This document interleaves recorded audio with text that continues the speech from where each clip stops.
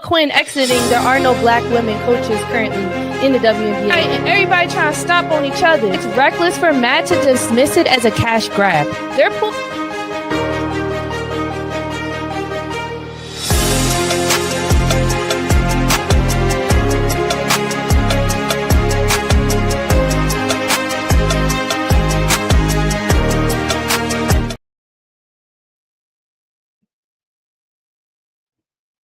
Welcome in. Woo, I'm glad to be back. I'm glad to be talking basketball. Let's get it. Welcome to the No Bull Podcast, or welcome back to the No Bull Podcast. I am your host, Brianna Bull, and I am bringing you everything basketball. Because if you know bull, you know ball. All right, so a lot happened this weekend. Some unfortunate news for Paul George, the Sixers, and the basketball community. So we'll talk about that. And then some NBA trades that are happening. And obviously that deadline is February 5th. That's Thursday. And we are going to be probably getting a lot of shock value this week. I wouldn't be surprised if we probably see a trade maybe by the end of the day. We'll see. And then we'll touch base on the WNBA Civil War and what's currently happening with the WNBA CBA negotiations. And it's incredible how they have still yet to reach an agreement, and they've been well past the extension deadline. They're in a moratorium, but we'll talk more about that. And then finally, we'll wrap up with fantasy basketball. Now, there are some there are some NBA games happening right now. So who knows if we are going to maybe open up the live stats, check out and see what is happening against. Right now, it's the Bucks and Celtics are playing. So I want to check that out and see what's up. What's up, Bruce? Welcome to the chat. Glad you're here. And let's kick off without further ado. Make sure you drop a like. Subscribe. We're on a road to 800 subscribers, and we're right there. We got about 2,100 watch hours, and so I need 3,000 in order to monetize. So we're on the up and up. Nonetheless, I'm grateful to just be here to talk ball, because if you know bull, you know ball. Okay, let's get into it. First on the docket, we have to talk about it. Paul George. So it was announced he is suspended for 25 games, which means he will be able to return about mid-March, with 10 games remaining of their season. The Sixers are currently sitting 6th overall in the East. So they're right there. They have a playoff spot as of now. But under the NBA policy, they did not disclose what specific drug prompted or led to the fail. But Paul George did release a statement addressing the situation directly. And, Shamana, he spoke towards it. One thing that stood out to me about the statement was he mentioned that word mental health and that he was seeking treatment for it. So that, to me, he's alluding to what specific issue caused him to fail. And anytime it's like, we can make our jokes here and there. I know I made some when I read it, but when I seen that, I was like, because Nick Nurse made a comment. Nick was like, I didn't even know anything was wrong with him. I mean, he didn't say it just like that, but he pretty much said, he's a great teammate. He always seems to be like in a good mood. So I didn't even know he had that going on, essentially. So he was shocked, which leads me to believe a seasoned guy like Paul George, who's been in the league as long as he has, he's getting paid $212 million on a 4-year contract. He's obviously cemented in superstar, all-star territory. And he's losing $11 million because of this.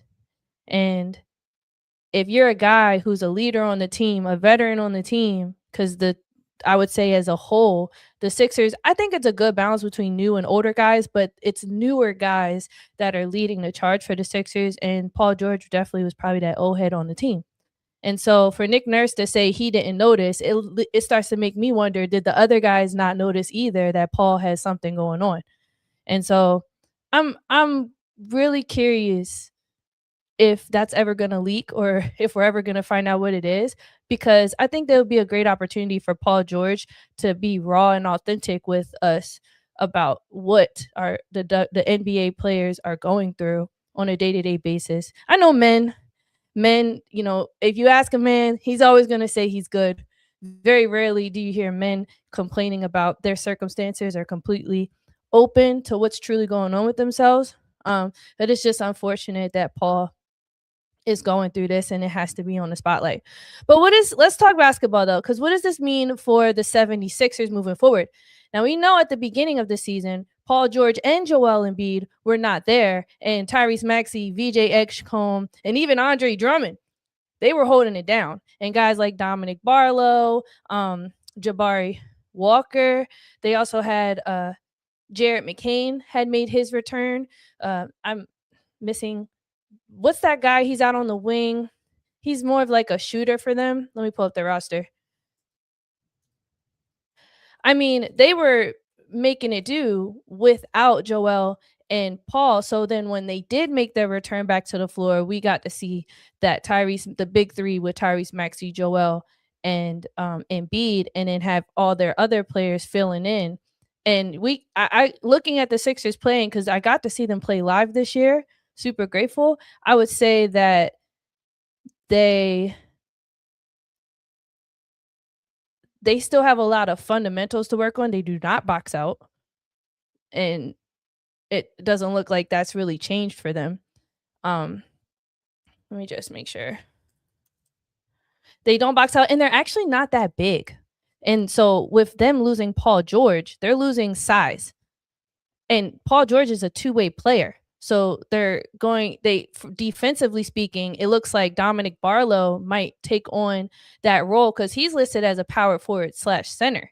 So it's very possible they might have to move him to that 4, maybe even stretch a 3 sometimes, because Dominic, while he's not really a shooter, because he'll end up open, but he won't really knock that thing down. He has the height and the defensive capabilities with steals. He's great at steals, and he sometimes has really good rim protection. I can see they're going to rely on him. Oh, Quentin Grimes, and then Kelly Oubre Jr., which thank goodness Kelly's back, because he wasn't there at the beginning of the year. So them losing, and then I would say you started to see them get their groove, and that is why they're sitting number 6. But these last 10 games, they're 500. They're 5-5, and they've lost. Some of them they got upsetted by teams, and some of them they lost to guys that they would possibly see in the playoffs. And so I am concerned for the Sixers well before Paul was leaving. It has left, and now I'm like concerned times 2 for this Sixers team. Now, I'm not going to take them away from being a dark horse. Definitely still not going to do that, because they have energy, they have hustle, they have chemistry, and they have Tyrese Maxey. So I'm just kidding, but I'm not kidding. I'm not knocking them yet, but I do think they're going to suffer for sure. And how can they possibly move forward with this? Doing the small things and figuring out a way to use their size, their small size, the disadvantage of their size to their advantage. We'll probably see a lot more minutes for Bona. We're going to probably see a lot more, maybe getting Joel Embiid might have to pick up a lot of slack, and we might see him get even more touches moving forward.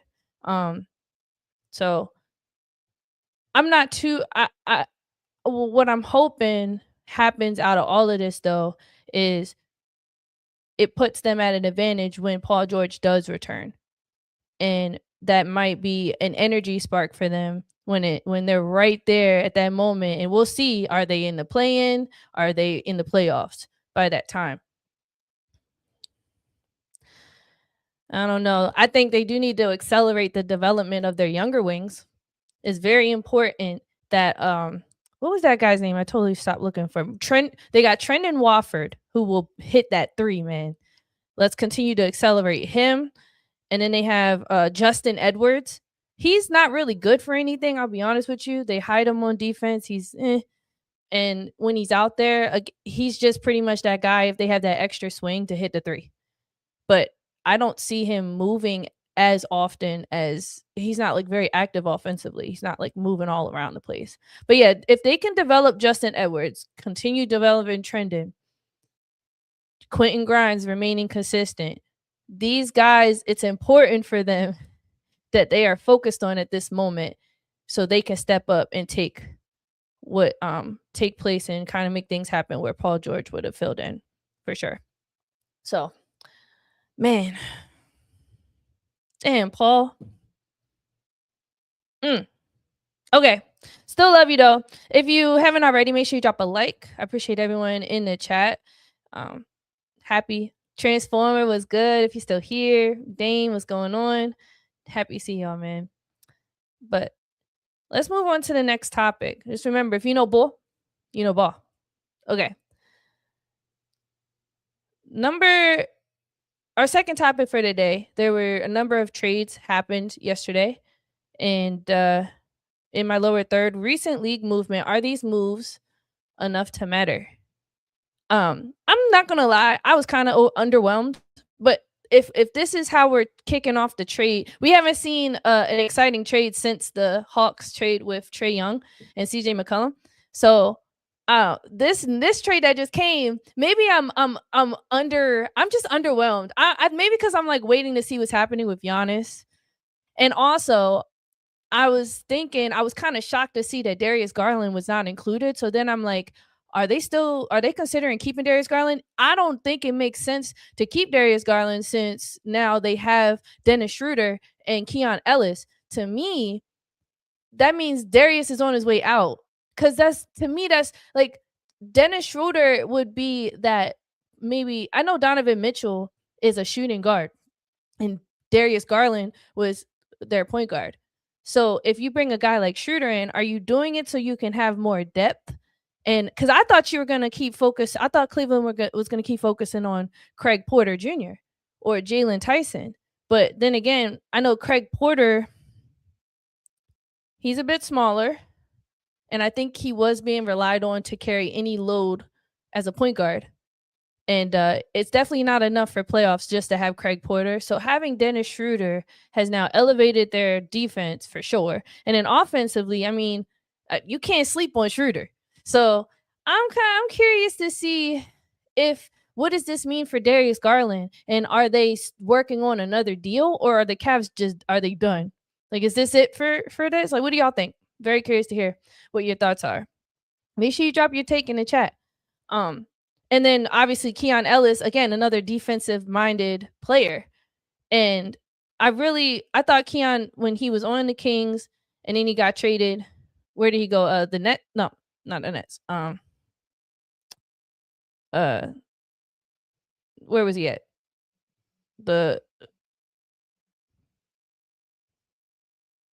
Where was he at on the where was Keon Ellis after? Because I know he was on the Kings. Or did he never leave the Kings? Am I tripping? I thought he left the Kings for a little bit and then got here. Anyway, I don't know. I'm sorry. He's not really somebody that I pay attention to.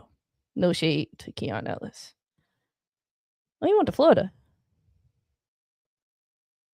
He went to Florida Southwestern Buccaneers, and then he went to Alabama. Oh, yeah. So he was with the Kings the whole time. He never left. I'm tripping. My fault. Anyway, Keon Ellis is defensive minded. I would have loved to see him continue to develop offensively. So as far as the Cavs, I don't think this was a lateral move. I do believe that this super helped them. I was surprised to see DeAndre Hunter go. But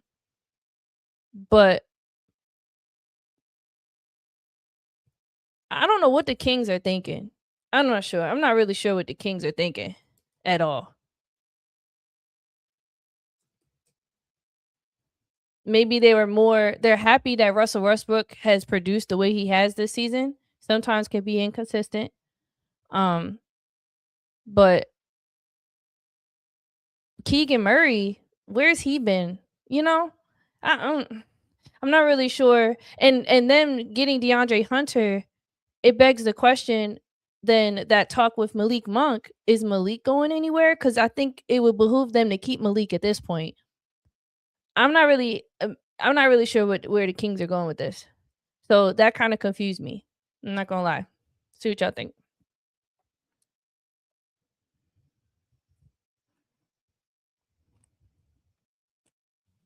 Dame said, I think that Dennis is insurance for Darius Garland for sure.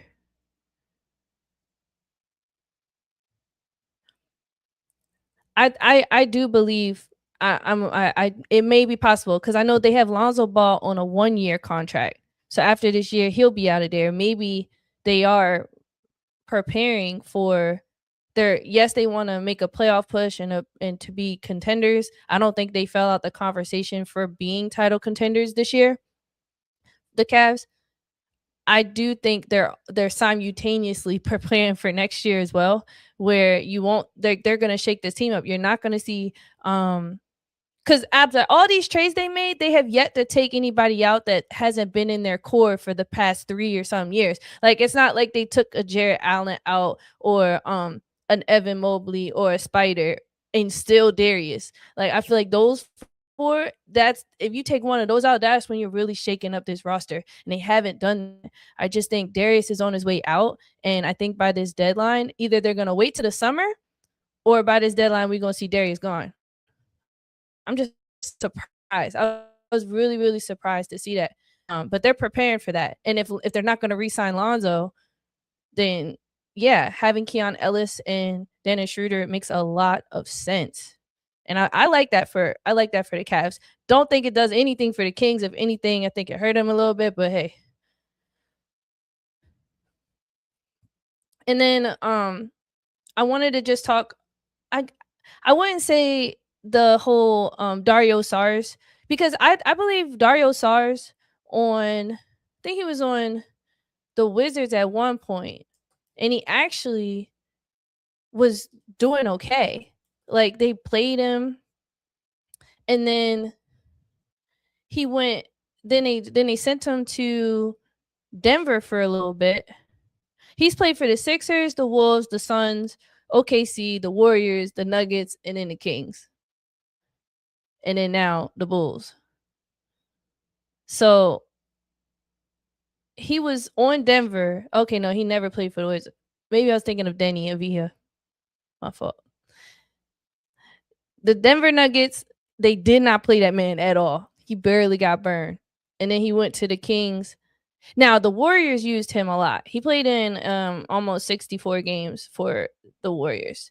And then get to the Nuggets, didn't play him. Get to the Kings, they barely played him. And now he's on the Bulls. And thinking about the Bulls, they have what? Zach Collins has been still out. And then they have Jalen Smith, who he's always hurt in and out, in and out. They still have Vucevic. So I think that was pretty cool pickup from the Bulls, little sleeper pickup. I like it. I like that for the Bulls.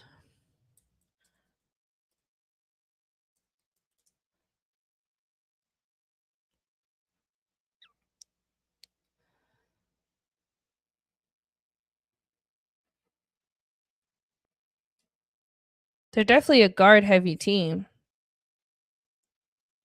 So adding Dario was for sure needed because they weren't really giving Obrick any burn. Now looking at the standings though, where the Bulls sit, they always seem to just be chilling. They just like as long as we're in the play-in, we're good.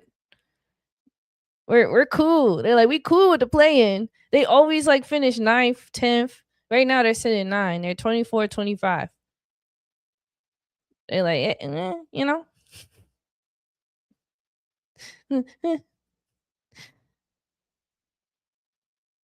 Okay. I think we're gonna keep watching. We're gonna keep watching the Giannis trade, obviously. Um there's another person in the trade that I'm thinking in my head, like keep your eye out for. Oh, but before I say that, the Blazers acquired I don't know how to say his last name. I really hate that I don't know how to say his last name, but he could shoot threes. And then the Hawks got Do Up Reith.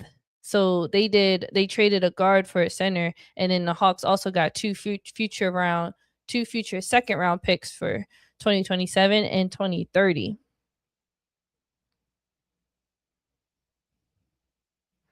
Other than that, it's been kind of quiet before this trade deadline.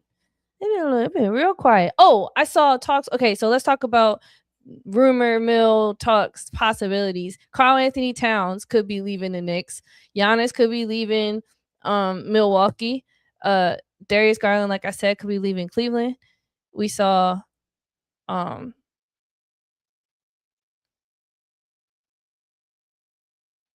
um LaMelo Ball could be leaving the Hornets.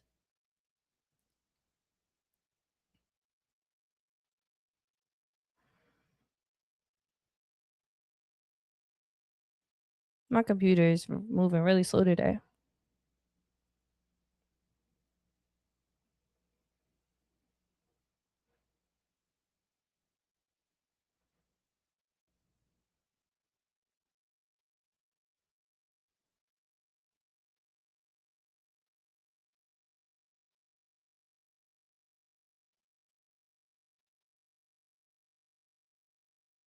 My bad. I'm just trying to find.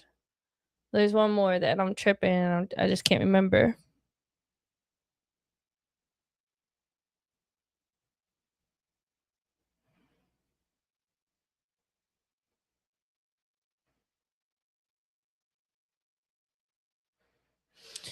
You know what we didn't talk about with Giannis? While I'm trying to remember who I was thinking of. I feel like we didn't talk enough about the Celtics possibly making a move on Giannis, because I know they don't want Anthony Symes. I would not be surprised if Anthony Symes was gone by this trade line. They were talking about trading that man when they got him on the team originally. They have not really been banging with him this season. So, and I started thinking about it more like, yeah, they have Luke Garza and Saucer and um what's his name? Keta. They have those guys, but come on now. Imagine if you had Giannis, Jalen Brown, Jason Tatum, Derek White. I really started thinking like, why did I not think about the Celtics possibly having what it takes to maybe take on Giannis? But they definitely would have to give up way more than just Anthony Symes. They would have to give up a lot. And I don't even think Milwaukee would want them. They have their Kevin Porters, their Riley Hollins. They got Gary Trent. You know, they got uh, Kyle Kuzma. So I don't know if Symes would necessarily be what they needed or wanted with letting go of Giannis, but it's a possibility. I didn't even think about it.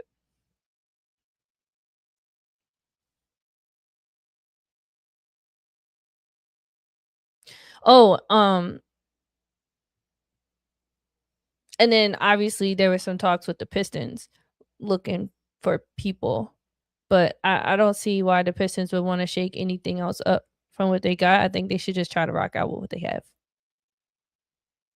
Okay, that's it. All these hypotheticals, could be's, should be's.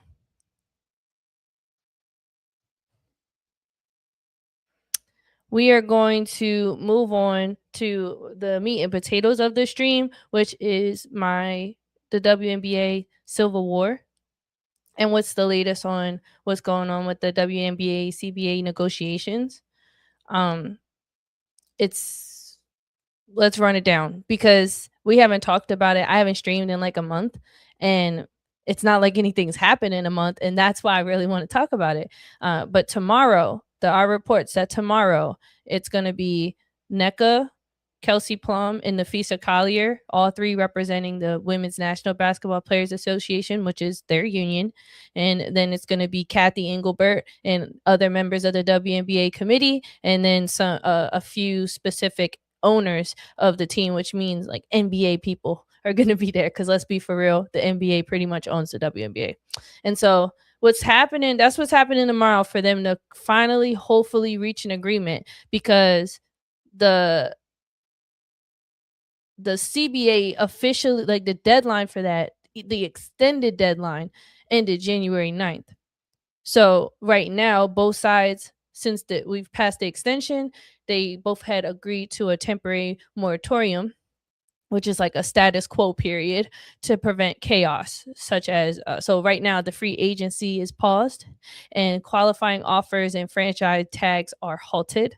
So any future teams in development, not happening. It pretty much buys time, but obviously it's not a solution.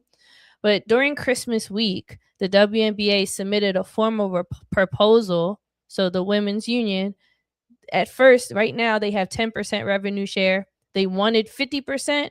And the response from the WNBA was like, no, keep the revenue share at 10%, but we'll raise your base salary to $1 million, potentially highest cap like $1.6 million. And so, and like their current base salary was like a capped at 249,000. And so the WNBA has now submitted a request to meet them in the middle at 30% revenue share. And it's not, and again, the women, they are looking for not necessarily an increase of salary. Yes, they want that, but their main goal is the longevity, the long term. They want that revenue share. That's like that's their most important thing, and they have continued to reiterate that.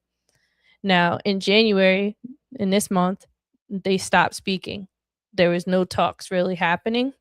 And according to some league sources, the WNBA felt that the union's proposal was not materially different from their earlier versions. So, and in the union leadership says they're still waiting on a substantiative counter. So it's like both sides are not budging.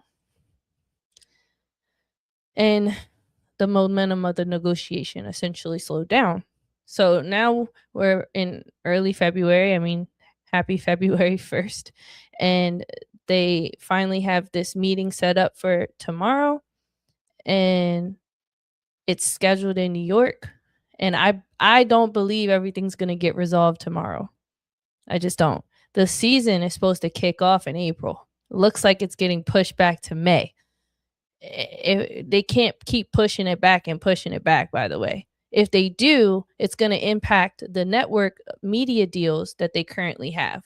So you look at it like they already pre-signed contracts with networks to go and air on certain dates. If you keep pushing it back, the slots that were probably reserved for other programs have already been filled because their agreements are good to go. So the women still got to play 40 something games if they keep pushing it back. There's going to be a lockout, or there's going to be a thing where they're playing games and we're not even going to get to watch it unless we go to the actual game. These are things that are very possible to happen, and it's how the WNBA and the media have been downplaying that. And I guess maybe they're waiting and they're like, we're not going to share what's going to happen if we don't make a deal just yet, because we don't want to get anybody in a panic. But me as a fan, I'm panicking for them. So again, here's what's already happened. Expansion draft for Toronto and Portland teams are delayed. Free agency delayed. The season schedule, May 8th, is the possible start. And if no deal soon, the season could just be keep getting pushed, and it'll just continue to be like more operational delays. So thank goodness that Unrivaled is hitting the numbers. It actually had a record-breaking numbers in attendance for in person and watching on a media platform. And so I'm glad that these women are still being able to hoop and that the fans still have a way and a means to watch them play. I'm really grateful for that. But we'll talk more. Obviously, we'll see what happens tomorrow, and then we'll hop on this week and see if they've reached a resolution and continue to talk about it. If they don't reach a deal, then I'm just gonna hold off until we hear more.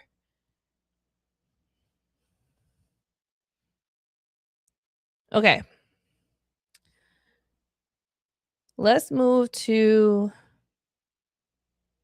I mean, that's pretty much all I have for the I mean, I wish there was more I could say about this, but it's really unfortunate they still haven't reached an agreement, and I hope that the women end up getting that 30% revenue share. Okay, let's move on to our final topic, which is fantasy basketball. Do do do. Okay, as always, fantasy basketball. We're in week 16. There we have the must adds to win your fantasy matchup. And so I'm really excited because I have some sleepers, maybe some people that you're like, oh, okay, yeah, I should go ahead and pick them up. Now again, the way I do it, I don't always do like the what's it called? Like I don't always do 5 to 1. Like so when you see 5, 4, 3, 2, 1, it's not like I'm ordering in my head like, oh, this is the top five and this is the number one, but it's just a way to just keep it in order, right? So again, there's no way I think one player is better than the other player, etc. When I'm doing this, it's just for you to see your possible options if they're on your waiver wire. It's very possible that they're being slept on and they have not yet been picked up, or you've been eyeing them and you're like, I'm not sure. So here I am giving you my top five must adds to win your fantasy matchup. Starting at number 5, we got Corey Kispert. Okay, Corey just got traded. He was traded to the Hawks in that Trey Young, CJ McCollum deal. So he was on the Wizards, and the Wizards utilized Corey. He was definitely off the bench. Sometimes he wasn't first off the bench. Sometimes he was in that third unit.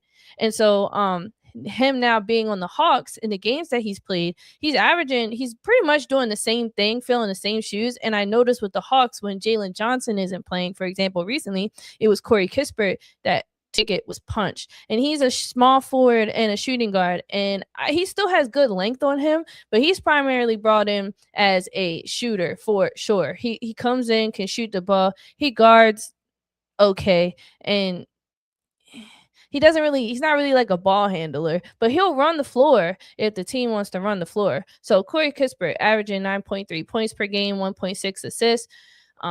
He makes 1.6 threes per game. And as a fantasy streamer, if you get 3 to 4 points for a person making threes, I would consider grabbing Corey this week because his minutes are probably going to continue to stay right around that 20 or so range. And he could at most get you 30 fantasy points at most, and then at least he'll get you 2. So it's really a wild card, and go for it if you want, but it's not a reliable person to keep for the whole entire week. Okay, again, this is must adds, my top 5 must adds for week 16. Go ahead and grab Misi. All right, he's on the Pelicans. What I love about Misi and his value is although he'll grab you a lot of boards, there's some nights he could possibly get a double-double. He can maybe hit 10 points and get, like, he recently had like 14 rebounds. So he's good for boards, but he's mainly good for blocks. He's averaging 1.4 blocks. And again, depending on how your fantasy league has their points, typically if you go by the default standard, blocks are worth like 5 points. And so that's how, like, if you have Wemby, if you have a Misi, all right, he's going to defensively give you a lot of value. And with Zion always questionable, and then they still have Derek Queen and things like that, don't get me wrong, but Misi still plays a good amount of minutes for them, and he's going to give you some value. And his past 15 days have been great. He's been hooping. So really consider adding Misi to your team if he's out there on the waiver wire. Okay, let's keep going. So we've had Corey Kispert and Misi. So now we're going to go to number 3. Now, again, this is in no particular order because honestly, Caleb Martin can go 5th. I'm not sitting here saying Caleb has fell way off. I'm just the Martin brothers, period, have fell off. But recently, what I've noticed with this Mavs team who are struggling with injuries, we had Marshall, who actually might be returning. So Caleb's numbers could possibly go back down. But then I saw PJ Washington is hurt as well. So I noticed when those guys are hurt, Caleb Martin is who they go to.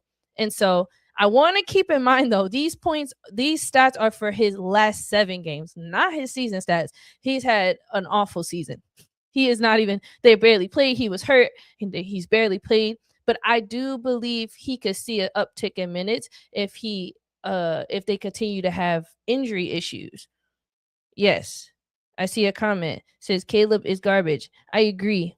I'm not sitting here saying this man is great for your fantasy, but when he could get you at least 25, if you need someone and you down bad and you just want to make sure you add a little more points to your to your team this week, just go ahead and grab Caleb because it wouldn't hurt. Now, as we get a little later in the season, I don't even think he's going to see the floor. But, this is just for this week. Next on the block, I'm going to definitely say Dominic Barlow. Very important that you grab Dominic Barlow considering Paul George and him being out. And Dominic is who they go to. Even though he is a power forward and a center, they primarily use him on a wing or to be their rim protector or when they want to go small or they have to go small. They will literally put Dominic Barlow in as a starter and shift and do like a 5 out, have Joel 5 out or 4 out, 1 in. They'll put him in there, but they'll put him in before they put Andre Drummond in. You feel what I'm saying? And they'll sometimes let him take a 3, but he's just primarily in there for height. And because he can either guard a big or he can guard a forward. So he is very advantageous to this team. So I definitely highly recommend you pick up Dominic Barlow if you haven't already. 7.9 points, the 4.8 rebounds, and the 23.6 minutes. Trust me, that's going to go up. And then finally, my last sleeper pick, if you haven't already jumped on it last week, make sure you jump on him this week. It's Jarris Walker for the Pacers. And I love Jarris Walker because he is a great two-way player option. His game is pretty solid. And so, again, this is no particular order, but I do recommend picking up Jarris. What's up, Vic? Glad to see you. Welcome to the chat. Just again, going through the top 5 fantasy must-adds. I'm going to run through the 5 just real quick one more time. We got Corey Kispert with the Hawks, Misi with the Pelicans, Caleb Martin on the Mavs, Dominic Barlow with the Sixers, and then go ahead and grab Jarris Walker with the Pacers. Again, these are not people that are going to help you super win, but if you have someone hurt or you got Dominic Barlow and Jarris are probably the top 2 I'd say grab and consider holding on to them for a while. Everybody else is like, yeah, they might be good for this week, next week, every other week. But yeah, that pretty much wraps up the core and all my segments that I have for today. I do want to spend time looking at the games that are going on right now. And specifically, let's look at the Celtics and Bucks game. And so I'm going to just pull that up real quick. Because I would love to see, we know Giannis is out. And then for the Celtics, we have Jaylen Brown, who's in that MVP candidacy race. So let's look at that. So right now it's halftime. Bucks are losing. So Celtics are winning 56-42. They tied up. They ended the first quarter tied up at 26-26. However, the Celtics have pulled away in the second quarter, outscoring them 30-16.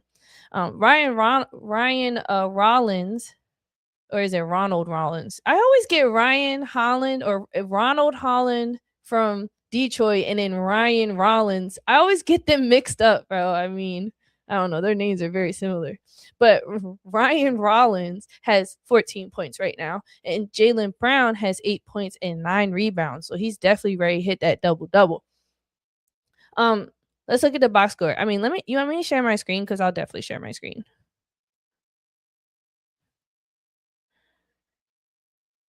Let me share my screen so we can look at this together. Okay.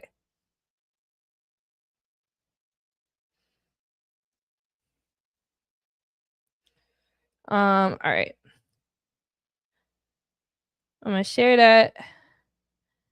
I'm gonna go back. Maybe I should have had this ready to go. Oh, actually,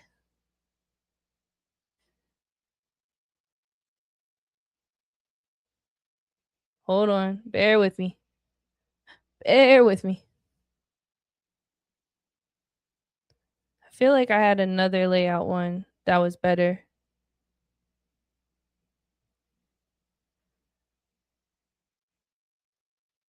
Maybe this one? Okay. This is pretty decent, right? No, let's do this one. Okay. I'm sorry. I should have had this ready. Anyway.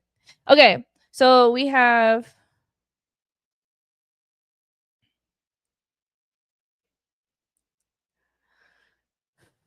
looks like Bobby Portis, Kyle Kuzma, Miles Turner, AG Green, and Ryan Rollins as their starters.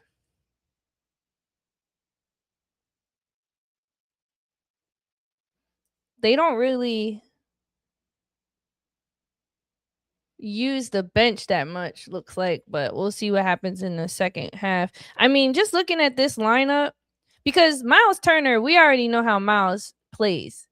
Unfortunately, I think the Pacers screwed him up, to be honest, because before Pascal Siakam got to the Pacers, Miles Turner was in the paint a lot more. Yeah, he'd come down maybe on a transition and he'd hit a three at the top, but then it just seemed like after Pascal got there, it was like they had Miles Turner out on the perimeter darn near the entire time, and then his rim protection was garbage. I mean, he had some good games, but most of the time this man was like fouling out.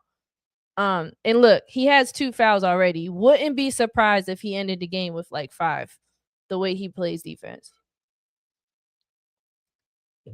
Um, I like that Kyle Kuzma is 3 for 6 right now because honestly, it's very important that Kyle step up because they need it more than ever currently. Because Kyle Kuzma had that ability during the bubble ring, and then after that, he just, in my opinion, his career has been downhill. I'm not really sure where his mind has been, but he has certain moments and then you just don't hear from him for a few games. It's very odd, and the Bucks cannot afford that right now. Ryan Rollins has been playing better than Kyle Kuzma this season. But nothing really jumps out to me here with the Bucks. But shooting wise, they're not even getting off a lot of shots. I mean, 17 for 37. I think that's a problem. Look, the Celtics have taken 10, 11 more shots than them in this half. So that tells me that either offensively, because I'm not watching the game, I don't have a TV right now. But I think that tells me something. Either the Celtics number 12 overall defense is doing big things tonight, or the Bucks are struggling offensively. Let's look at maybe I can look at a different thing so I can see how many fast break points, points over all off of turnovers. Because let me just see. I don't see. I mean, they have 5 turnovers. That's not really bad. They're on track to do 10. As long as you stay under 12, you've had a solid game. But look, the Celtics only have 2 turnovers. So and they're in 49 shots. Oh, looks like they just started the third quarter, which is good. We can check out some of the live action here. However, Anthony Simons, 5 for 10. I was just talking big crap about him. And he's leading the bench with 11. That's what's up. I mean, leading the whole entire team with 14, not 11. I'm tripping. With 14. See, Jaylen Brown getting the 9 defensive rebounds, bro, that's the same thing with Jason Tatum. Like the way that the Celtics are, bro. That's why when Tatum was grabbing boards, I wasn't too impressed with his board numbers because the way they're it wasn't like he was getting in the paint boxing people out. It's just the way the Celtics play. It's like they're bringing the ball up. So that's why they're getting the board. Like he usually was like by himself grabbing the board, by the way. I don't know. I do know. But okay. Um but I mean being down 13 isn't really that bad for in the NBA. It's not that bad. Let's look at the play by play real quick. Actually, oh yeah. Okay, so just looking at the shot chart and then maybe we'll look at some of the some of the video, some highlights maybe. But just looking at the shots that they've made so far, um, for the Bucks, because this is look how many look, all these shots were probably look, Miles Turner, Miles Turner, Miles Turner. Look at that. What did I say? This man does not shoot anywhere but like right here. Goodness. I forgot Cole Anthony was on this team. Yeah. Um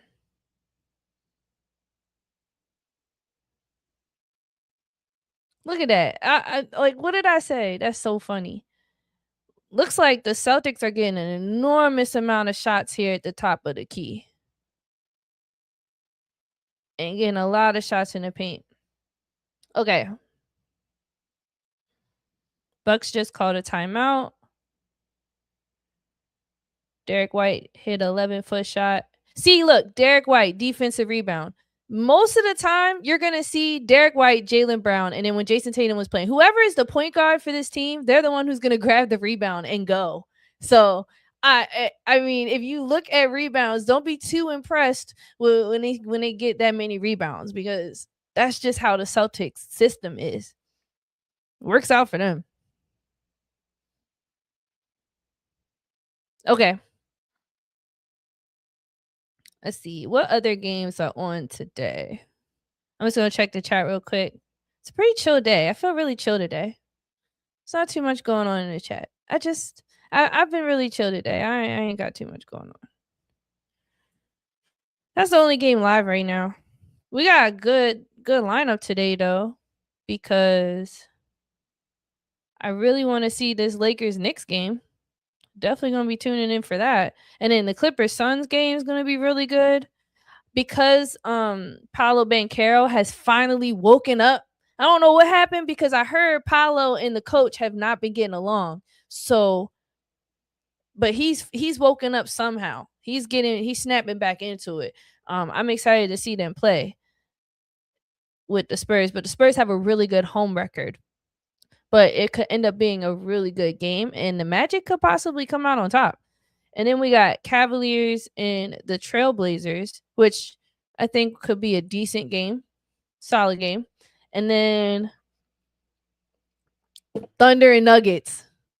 I'm really excited about that one. I will be watching that, especially because Joker and Shea are going to have their MVP show off. And Joker came back. So right now he is still currently eligible to receive an MVP award.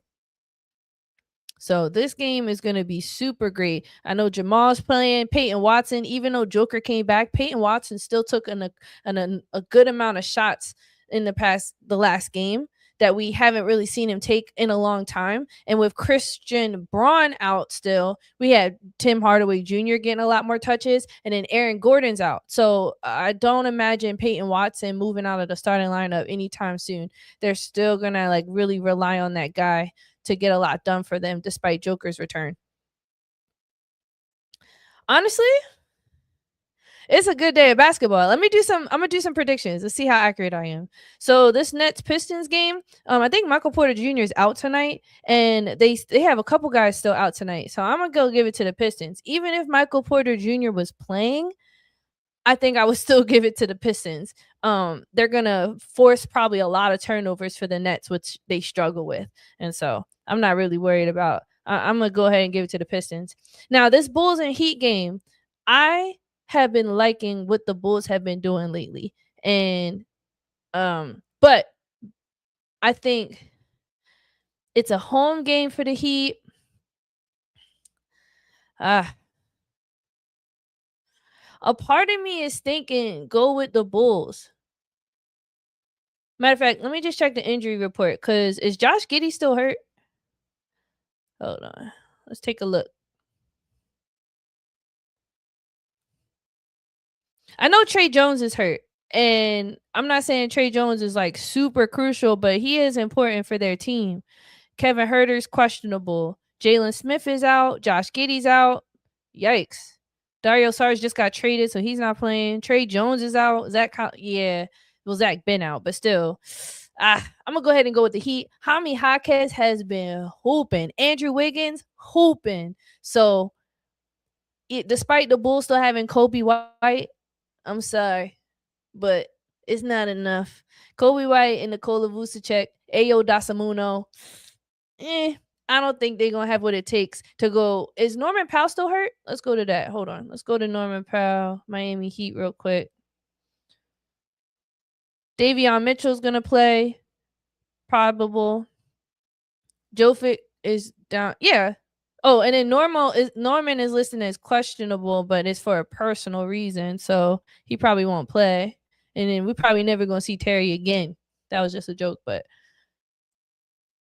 I think Miami is gonna hold it down tonight and they're gonna win. So far I got the Pistons winning, I got the Heat winning. Now this Jazz and Raptors game. Now this is very important. This is very, very important because RJ Barrett has returned, and Manuel Quickly's been killing, and Scotty Barnes has been killing as well. And they got Jakob Poeltl and Brandon Ingram. I love this Raptors team. They are sleepers. I don't think they're getting enough love. They're number 4 in the East, bro. They're not getting enough love. I don't care if it's the East.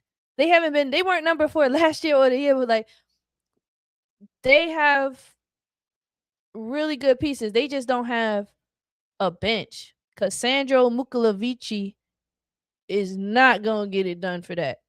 But this Jazz team with Keontae George, boy, been hooping. And then he's working well with Collier, and Collier was kind of preparing for this. I mean, they've been relying on him since last season when they had all the injury struggles with Colin Sexton.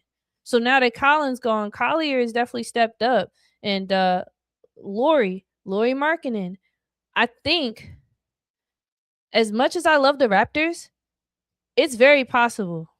This is going to be a close game, but it's very possible that the Jazz could win tonight because we got to have some upsets tonight. Okay, we have to. Like, that's just how it works. So I think if there's going to be any upset tonight, it would be the Jazz and Raptors for this game. Let me check chat, say if there's any talks, any chatter. Nah, it's not. It's okay. We talking ball. We back to the beginning days. We just love to talk it. Let me just I never look at the game cast. I never look to see what that's talking for. Also, let me check injury while that's loading. So we have the Toronto Raptors, Poeltl. Oh, he's not even going to be playing. Oh, that changes everything. I definitely got the Jazz winning. And I'm not saying because Poeltl is a deal breaker for them, but when Poeltl's out of the rotation, Scotty Barnes usually has to take over and be the 5, and they have to like play small. And that's when Sandro comes off the bench, etc. But let me look. Oh, Nurkic been hooping too. I totally forgot about Nurkic. Nurkic been hooping. He's been hooping. I'm worried about the Raptors tonight. Oh, let's take a look at this injury report. He's been upgraded to probable. He's gonna play. Keontae George isn't gonna play. See, good thing I looked at this. That's the only thing that there's now with Keontae George not playing for this Utah Jazz team. Now I want to kind of check their roster because I want to see what is possibly going to happen here. I mean, the matchup predictor, they got the Raptors really winning this, but I want to just look at the Jazz roster real quick. Oh, I definitely know about the Ace Baileys of it all, and he can go on a tear. But if Keontae's out, who would be their point? I mean, obviously Isaiah, but Walter Clayton Jr. actually sometimes he get bumped and he be doing all right. Oh, Kyle Anderson. Ooh, I'm screaming. All right.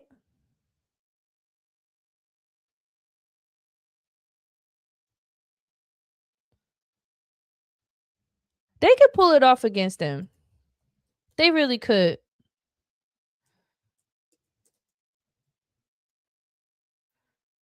Raptors versus you. I'm gonna say Jazz. I'm gonna look up the stat muse real quick. Raptors versus Jazz the last 5 games. They seen each other last. They haven't played each other this year. So, but the last time the Toronto Raptors won. No, was this like the Jazz winning? Like, what is this? Yeah, okay, the Jazz won the last 2 times. Look, I said what I said. That's what I'm gonna go with. I'm gonna lock that in. Don't get me wrong. I love me some Raptors, but I'm gonna say tonight upset is gonna be the Jazz. They gonna upset the Raptors tonight. Now we got the Kings. Oh, I forgot Grady Dick too. He be hooping sometimes. Okay, so then we got the Kings and the Wizards. They both got pretty much the same record. Now with this recent trade, and they no longer have Schroeder, and Westbrook was hurt last time I seen. So let's just check on the Sacramento Kings and see if Westbrook coming back. Yo, he's ruled out. They don't have Schroeder. Hunter can't play. Will he suit up? I don't think he's suiting up. It just happened. You feel me? I don't even think he moved yet. And then Malik Monk is listed as questionable. And then Keegan Murray won't play. Possibly. Oh yeah, no, they're cooked. I'm sorry. But the Wizards, because they got Bub Carrington, Keyshawn George, Alex Sarr. I think he was hurt, but I think he might play tonight. So you gotta check. We gotta check the report. Let's check the report. Hold on. He's questionable for today. But it's only right calf soreness. And last time he was questionable, he ended up playing. But oh yeah. Heck yeah. Heck yeah. I got the Wizards tonight.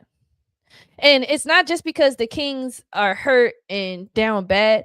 It's because the Wizards actually, despite their record, they have chemistry. They play really good together, and I like the Wizards. So I'm gonna go ahead and say, and I think Marvin Bagley, isn't he on the Kings? I mean, on the Wizards, or am I tripping? Let's look at the game cast. No, he's on or. So they got the Kings. It could go either way. I think it's gonna be the Wizards, bro. Dang, Alex Sarr is out. It says O right now, but I don't know. We'll see. We'll see. Cause I think Marvin Bagley on the Wizards. Oh, I swear, it'd be a lot to keep up with. Bear with me. Bear. Oh, Kuble. And then Justin Champagny, don't get me wrong, I'm not saying he's like a great NBA player. I don't personally think he should even be in the league. However, he does what needs to get done.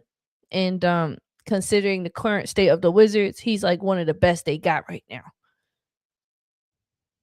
Yeah, okay, Marvin Bagley is there. Okay.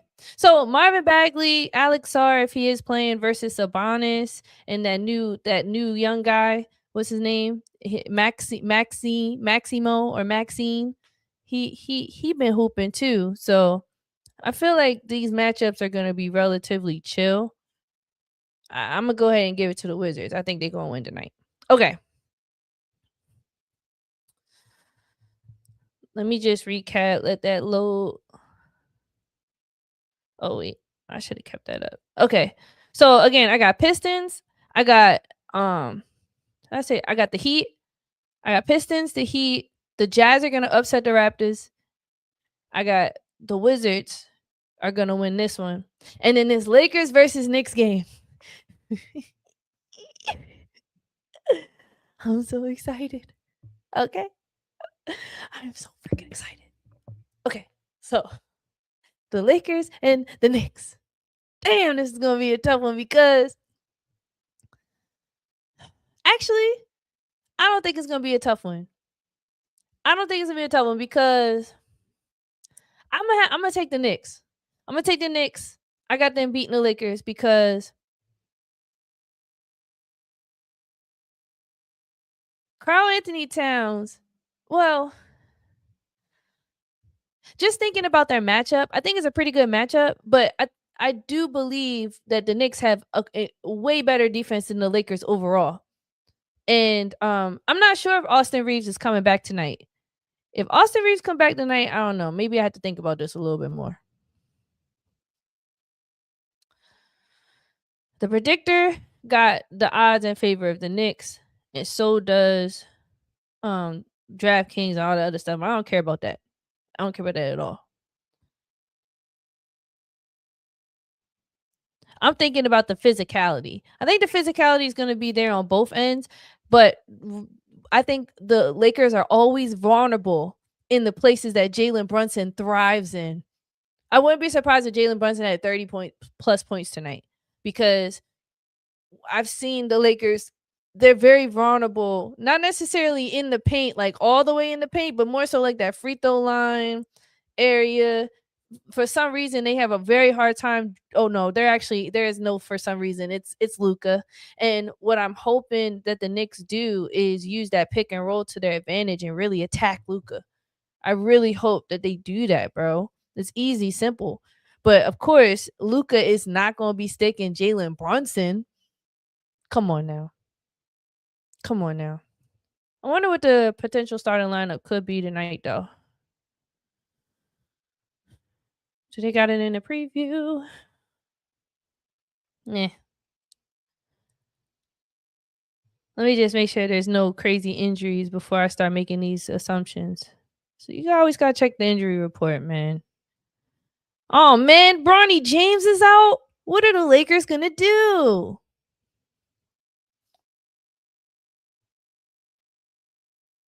Okay.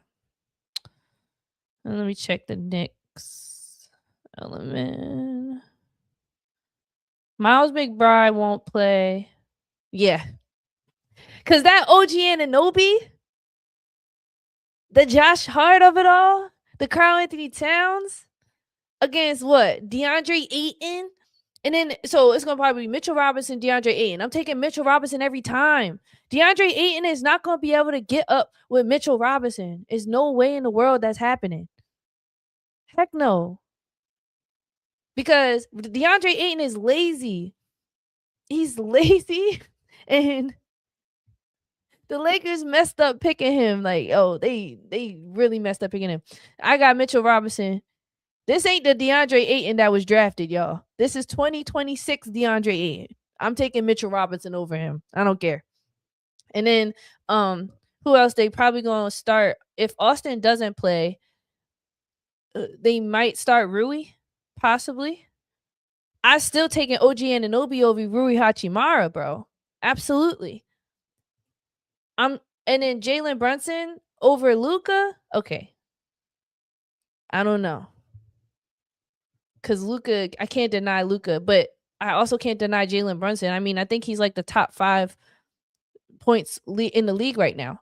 Jalen Brunson, one of the best point guards we've seen in a very long time.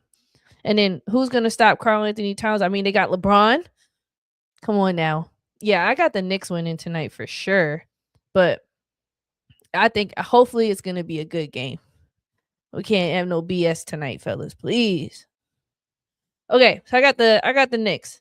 And then the Clippers and the Suns. Now, this is tough because the Suns have been hooping, bro. I have been liking what I've seen with the Suns. And then the Clippers. Let's just check the injury report real quick. Because what I like about the Clippers, what I don't like about the Clippers is how much James Harden dribbles the air out of the ball. I don't like that. But John Collins is a great addition, and Zubac has always to me been the best center ever. And so let me just look at there. I think Zubac, Mark Williams has certain skill sets. Absolutely, I'm not going to deny that, but I would rather have a Zubac on my team, and I think he's going to be a decent rim protector against Mark Williams. I'm not worried about that. So James Harden is out. Everybody else don't really matter. Derek Jones been out, so James Harden is out. Which for the Clippers, this Clippers roster, they're gonna have to rely on Chris Dunn. Yo, shout out to Chris Paul, yo. Chris Dunn is trash, man.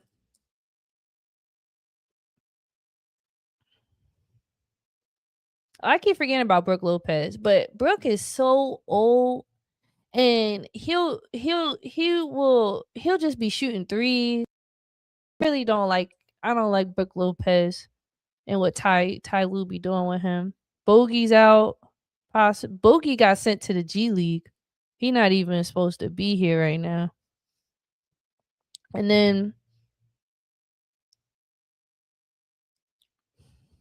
they rely a lot on Jordan Miller. The Clippers, they rely a lot on Jordan Miller. But I don't know, y'all. And by the way, the Clippers are 10th overall in the NBA right now. They're teetering. I mean, the Hornets are on their butts. And tonight, I think they might lose against this Suns team. I want to look at the Suns injury. I haven't been keep seeing Dylan Brooks on the internet. Like he recently just was on a stream talking crap, bro.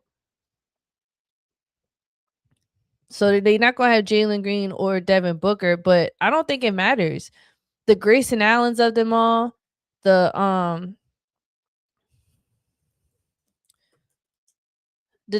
they play dirty, bro. I love it. Dylan Brooks and Grayson Allen, I love them both on the team. Come on. Colin Gillespie's been hooping.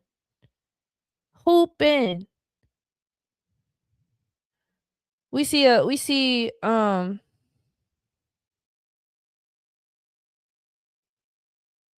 Royce O'Neal does what needs to get done. Yeah, I mean, honestly, the Clippers got size on this Suns team, but they don't have a deep enough bench. And I mean, neither does the Suns roster. But I think the Suns just might play dirty enough tonight to pull something off. But then it's Kawhi Leonard, bro. It's Kawhi Leonard. I'm just thinking about. I think it might end up being. It's either this game is gonna probably be it might be a low scoring game. It's possible this is gonna be a low scoring game. I'm gonna go with the Clippers. I'm gonna go with the Clippers tonight. Yeah, I got the Clippers. All right, let's keep moving because we got 3 more matchups and we obviously got to get to this last one. Then we got the Magic and the Spurs. Like I was saying, although Bahalo Banchero's been hooping, bro, this Spurs team is top tier in my opinion. Give them like a couple more years. If they keep the same team, they're going to be champions because they have everything a team needs to win. Everything from Steven Castle to Wemby and everything in between. They have the veterans. They have the size. They have De'Aaron Fox. They have speed. They have pull up shooting. They have threes. They have in the paint. I mean, they have everything, bro. They're literally gonna be the new OKC in a couple years. Absolutely, I believe it. Let me just make sure. San Antonio, so I gotta go down. It's S right here. Okay. All right. Wemby's questionable. And then Steven Castle is also questionable. Oh Lord. All right. That's okay. That is okay. And then let me check Orlando out. Friends. See, Mortiz Wagner is back. Okay? Mortiz Wagner's back. So with him being out with the friends, it's okay. What's up, T? I didn't even realize you was in here. Hold on. So you said Bree, choose the Knicks and Lakers win wisely. Brunson's gonna have 30. I can admit. But you're talking out of bias, bro. Really, really talking out of bias. This too much Lakers slander. All right, yo. So Spurs, I do think the Spurs are gonna win tonight. But I am a little concerned about because the Orlando has been playing better. If I'm not mistaken, they on a little bit of a win streak. They've starting to kind of figure it out. Desmond Bain and Paolo, they getting together a little bit. And Jalen Suggs hooping. Matter of fact, this might be my other upset for tonight. Matter of fact, if Wemby and Castle play tonight, hands down, they definitely could win. If they don't play tonight, I still think De'Aaron Fox can get it done. And then their backup center, I'm tripping. Is he played on the Celtics? Luke Cornett? I like Luke Cornett. I would take Luke Cornett over Mortiz Wagner. I really would. I don't know. I'm gonna go ahead. I'm gonna say the Spurs, but I wouldn't be surprised if the Magic won tonight. And then the Cavaliers and the Trailblazers, I'm gonna go ahead and go with the Cavs. And then finally, this Thunder and Nuggets game. Thunder and Nuggets. I'm gonna say that the Nuggets are gonna win. Yes. Let me check injury real quick. But I got the Nuggets winning.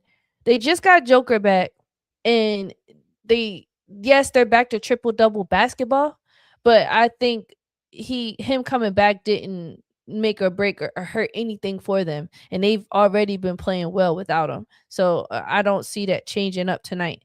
And then for as far as OKC goes, I know that they're down bad a little bit. Caruso's out. We know that Williams has been out. AJ Mitchell's out.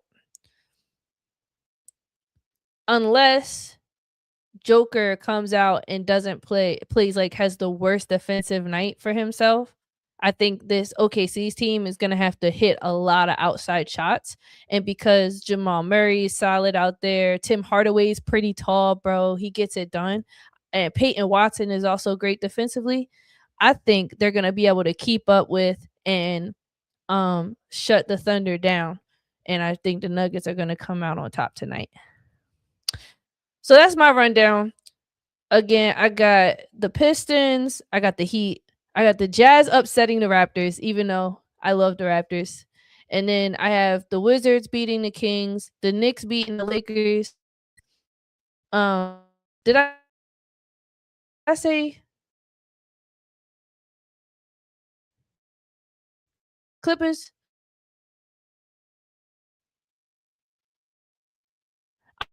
Makes everything uncomfortable for guys like Kawhi.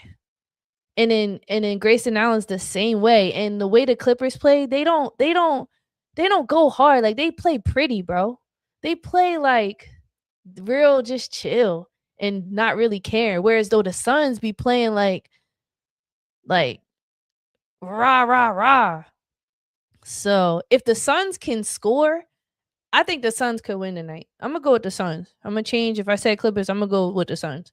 And then for the Spurs and Magic, I want the Spurs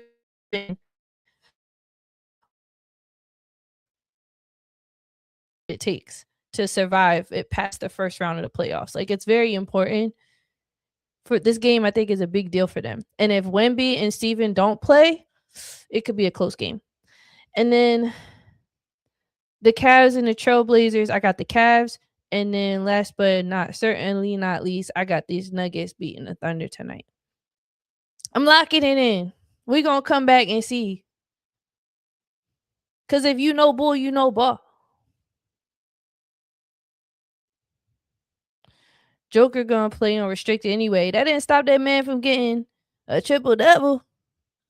Double-double, triple-double. We see what the Nuggets can do without Joker. Okay, I'm going to stop sharing my screen. Come back here. Hold on. What the heck? Oh, right. Wait, hold on. I don't be doing this right. Oh, well. Okay. Family. It's been fun. Make sure if you haven't already, like, subscribe. Appreciate y'all in the time. We had a time tonight. I'm on the road to 800 subscribers. And it's always a pleasure talking ball with y'all. Troy said, my Chicago Bulls are wishy-washy. Yeah, man. That's why they wishy-washy, and they don't even have the key pieces that keep y'all steady playing tonight. So I'm just a little worried. And the Heat aren't missing important pieces. And this Heat team, they're sleepers. So I think they're gonna make it out the play-in this year. The Heat. They on the up and up. But yeah. Again, I appreciate y'all. It's been fun. And until next time. Holla.